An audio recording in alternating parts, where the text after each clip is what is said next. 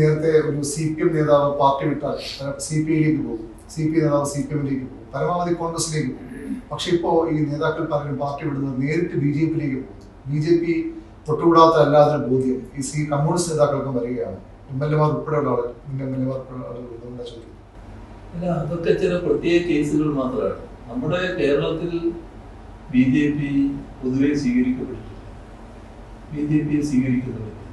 പിന്നെ അവസരവാദ നിലപാട് സ്വീകരിക്കുന്ന ആളുകൾ എല്ലാ ഘട്ടത്തിലും ഉണ്ടാകും. അതിൻ്റെ ഭാഗമായുള്ള നിലപാടുകൾ ചിലപ്പോൾ വന്നേ അതൊന്നും BJPയുടെ സ്വീകാര്യതയായിട്ട് കാണേണ്ടതില്ല.